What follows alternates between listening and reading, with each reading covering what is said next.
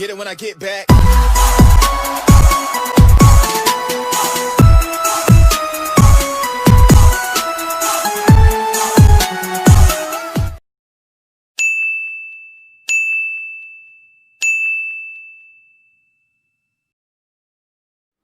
Assalamualaikum warahmatullahi wabarakatuh.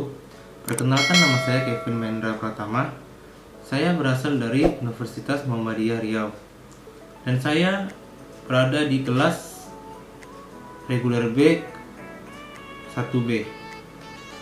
Kali ini saya akan membahas tentang pengertian hukum tata negara, sumber hukum tata negara, hubungan hukum tata negara dengan bidang mulainya, dan objek hukum tata negara. Yang pertama, kita akan membahas tentang pengertian hukum tata negara. Hukum tata negara merupakan hukum yang meneliti sebuah masalah yang ada di dalam negara tersebut.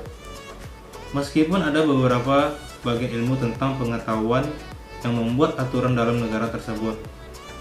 Tata negara berarti sistem penata negara yang berisi ketentuan mengenai struktur kenegaraan dan mengenai substansi norma kenegaraan.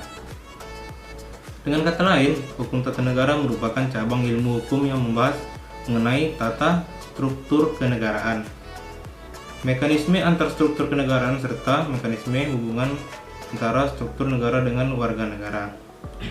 Baik, kita akan membahas ke bahan pokok selanjutnya, yaitu sumber hukum tata negara.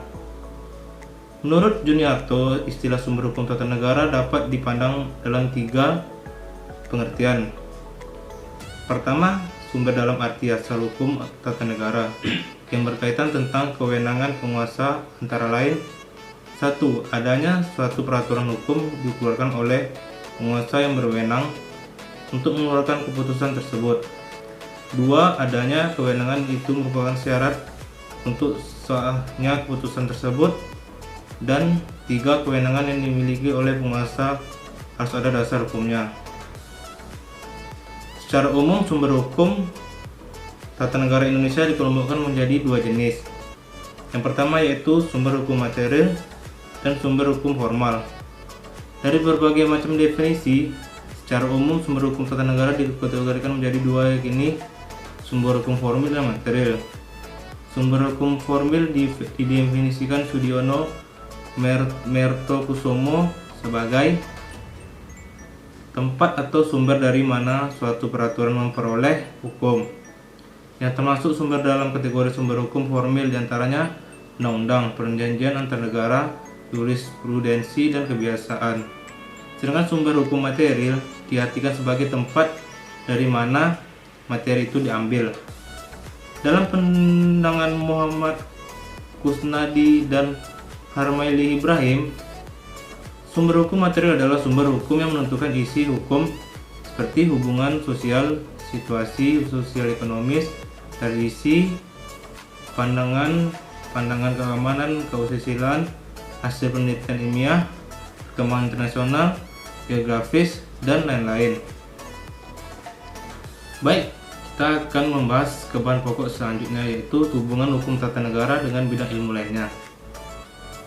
1. Hubungan hukum tata negara dengan filsafat terlihat pada perumusan dasar negara yang merumuskan Pancasila sebagai hasil renungan filosofis. Hubungan tata negara dengan tata negara adalah bahwa tata negara merupakan hasil transformasi sosiologis dari hukum tata negara dalam wujud praktek ketatanegaraan. 1. Hubungan hukum tata negara dengan sosiologi antropologi terlihat ketika hukum tata negara memerlukan sumbangan taktala, memerlukan informasi tentang gejala sosial dalam kaitannya dengan masalah kenegaraan untuk memperoleh dukungan hidup terhadap suatu konsep kenegaraan. Hubungan hukum tata negara dengan ilmu sejarah tampak pada saat perumusan kaidah hukum yang memerlukan analisis historis agar konteks interpretasinya tidak hilang. Hubungan tata negara dengan geografi, di mana geopolitika, geografi, dan politik memberikan sumbangan dalam menetapkan dan mengatur batas wilayah negara. Hubungan hukum tata negara dengan ilmu ekonomi tampak pada saat penyusunan dan penetapan norma dasar mengenai perekonomian negara. Hubungan hukum tata negara dengan psikologi sosial itu pada saat diperlukannya pendekatan psikologis dalam menganalisis dan memecahkan masalah politik suatu negara sehingga dapat mengonstruksinya menjadi kaidah hukum. Dan yang terakhir, kita akan membahas tentang objek hukum tata negara.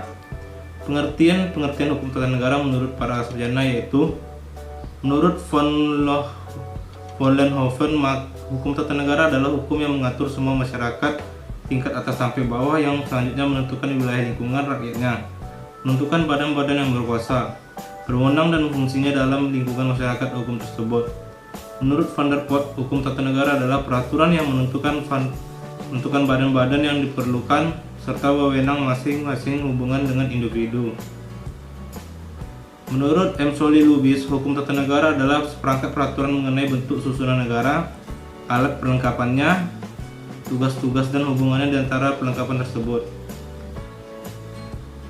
Dan yang terakhir, menurut Muhammad Kosnari dan Harmaili Ibrahim, hukum tata negara adalah kesekumpulan peraturan hukum yang mengatur organisasi negara, hubungan antar perlengkapan negara dalam garis vertikal maupun horizontal serta kedudukan warga negara berikut dengan hak asasinya.